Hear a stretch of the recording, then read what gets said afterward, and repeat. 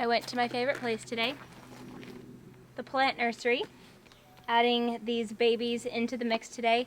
We were in the States for the holidays, which was the end of spring, beginning of summer, and I feel like I'm behind on what's growing in the garden right now. We've got a lot of good stuff. We've got strawberry, we've got lettuce, we've got some cabbage going, we've got zucchini, cucumber, so all the goods. I made sure to get some more mature plants because we're already in the middle of summer and I just wanted to get ahead. I just wanted a little jump start, and I do that from time to time. Like sometimes I like to grow from seeds, sometimes I get little tiny seedlings, sometimes I grow from a seed first, create seedlings, and then put it in the veggie garden.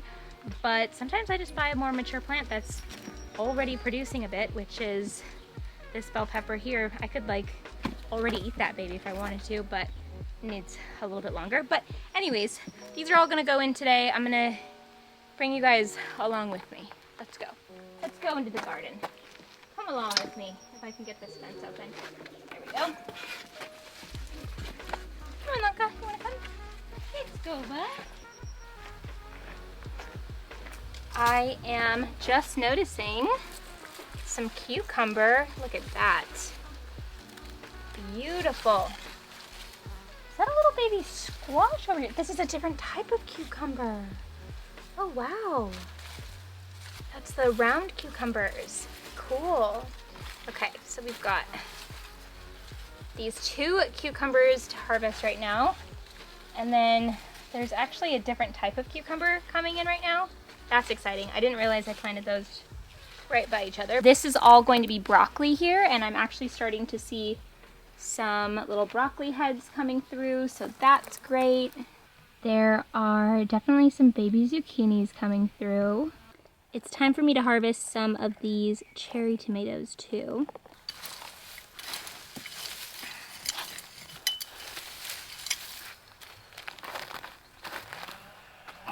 I can't find my trowel right now, so I'm using this weeding tool, but it's okay, it gets the job done. I'm going to plant this basil right here, right by the tomatoes. Basil and tomatoes are a great companion plant. They love being next to each other. Basil protects pests from the tomatoes. If you think about it, a lot of these companion plants sound good on a dish together. So if you think about it, the Italian style of like basil and tomato, it just makes sense. But the basil and most herbs protect pests on tomato plants, so you can just remember that tomatoes really love being next to herbs like basil and parsley and all that good stuff. I can hear some chickens. I think they've followed me in here, which is not new. They tend to follow wherever I go. The soil feels really, really good in here. Feels nice and moist. It rained yesterday, so that makes sense. I am pulling some more weeds over on this end of the veggie garden because I'm going to plant some Swiss chard or some silver beet in this spot. We have another Swiss chard plant that we've had for about a year in this section, and it really loves the way the sun hits over here. It usually is producing and thriving like crazy, honestly. I'm loosening up these weeds because they're kind of vine-like, and I can't really just like pull them out like this. I have to loosen the roots first because you want to get weeds from their root, because if you just kind of go like this and pull, they're just going to grow right back because the root's still in there. So I'm just loosening it up like this and then pulling the whole plant out. Also, I'm a strong believer in letting it go sometimes. Like, you don't need to have every weed out of your garden. That is just a bit much. Sometimes there will be weeds in there, and although it may not feel aesthetically pleasing as you'd like it to be, just let it go, because that's life, and it's not always going to be perfect. The main reason for pulling weeds around where you want to plant your vegetable is because you don't want the weeds soaking in all the nutrients. You want to make sure that you are giving your vegetables the best chance, because weeds can overtake them, especially when they're smaller, and make it harder for your veggies to produce. They call this leafy green in New Zealand silver beet, but in the States we call it Swiss chard. I like to add mulch back on to the top of my plants after I add them to the soil because the mulch helps retain moisture. Hi, Lanka.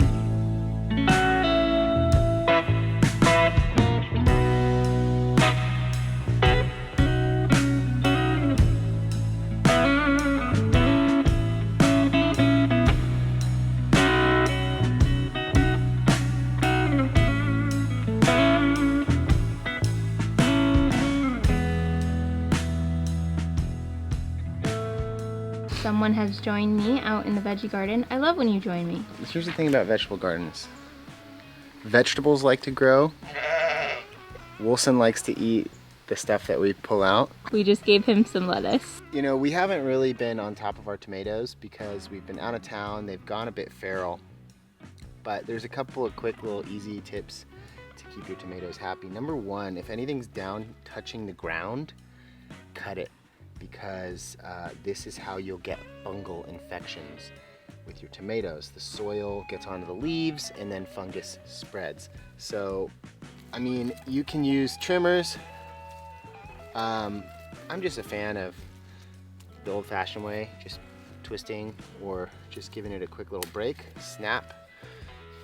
And if you see fungus on leaves, get rid of those leaves. And then another thing to be aware of are things called suckers. If you see here, this is one of the main branches on this tomato plant, and you've got like a fork in the road. This is the main branch continuing up, but what happens is in that fork, you'll get these leaves called suckers. So when you see these, you want to just get rid of those, and it can be pretty straightforward. And you can see when left to their own devices, they will take a lot of energy and grow a lot of unnecessary branches.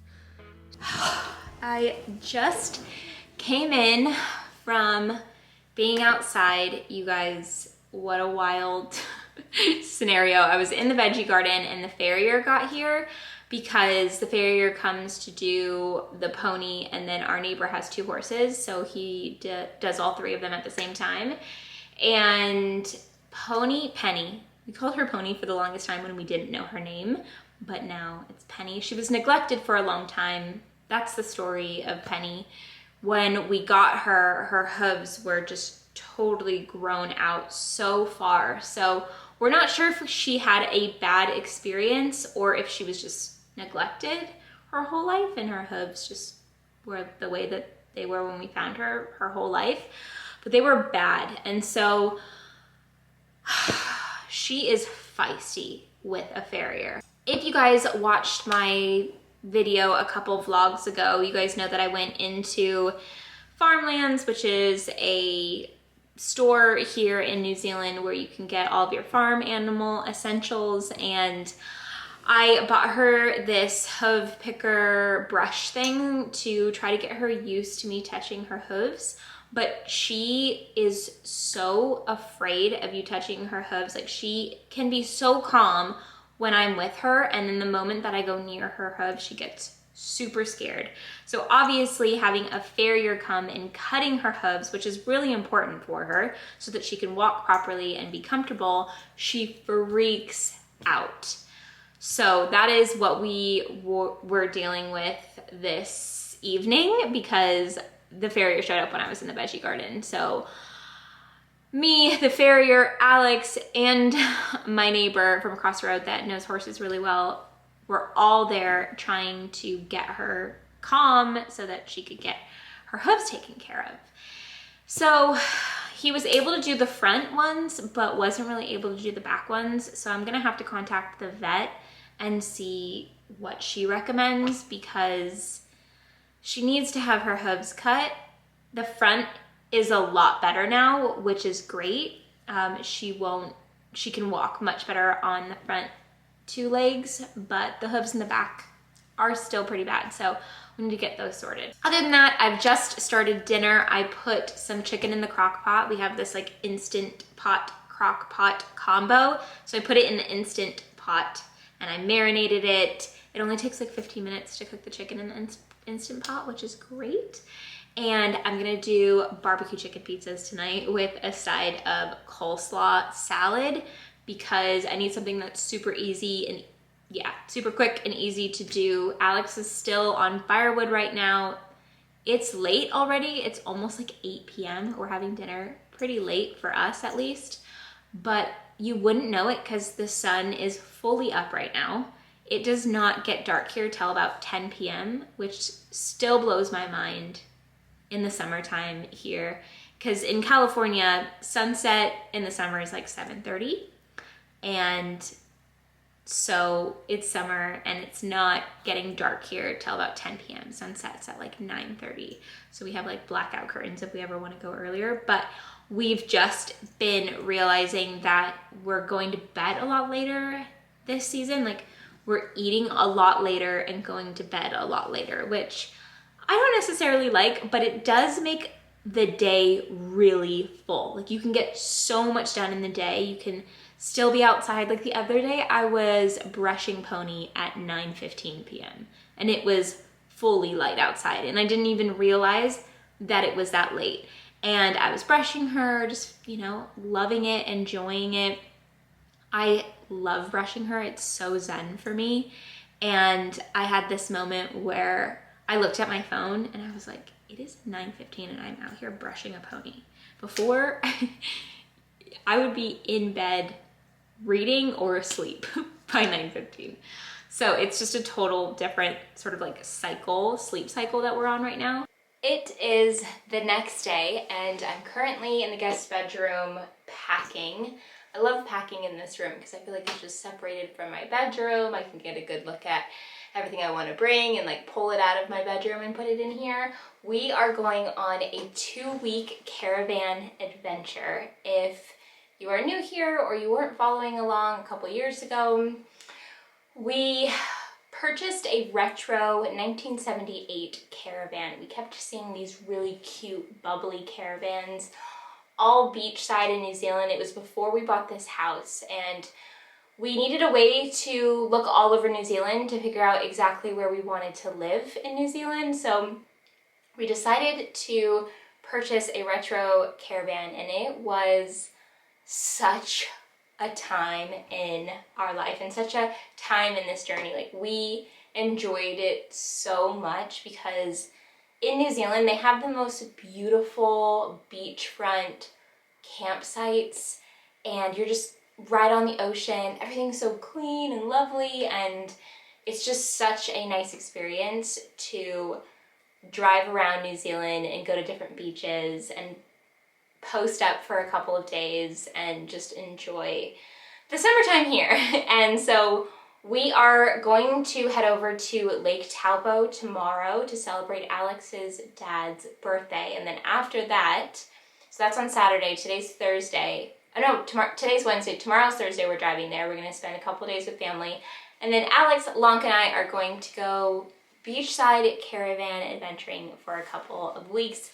I plan on vlogging a lot of it, so definitely keep a lookout for that video. I am bringing all of my Rupi Kaur poetry books. I'm bringing some summer hats. It's all very summer vibes over here. And then I'm gonna bring my watercolor paints and my brushes. My plan is to read some poetry, write in my journal, watercolor, go swimming in the ocean, go swimming in lakes, lay by the beach, enjoy the sunshine, cook in the caravan because there's a whole cooking setup. Last time, Alex harvested clams because you can do that here in New Zealand.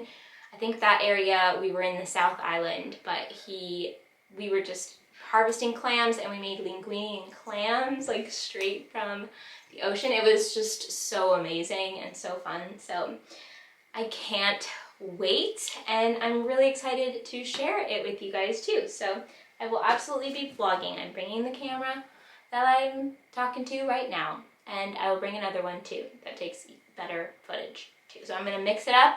It's gonna be fun. This is the end of today's vlog, but I will see you guys very soon in a new video. Thanks for watching.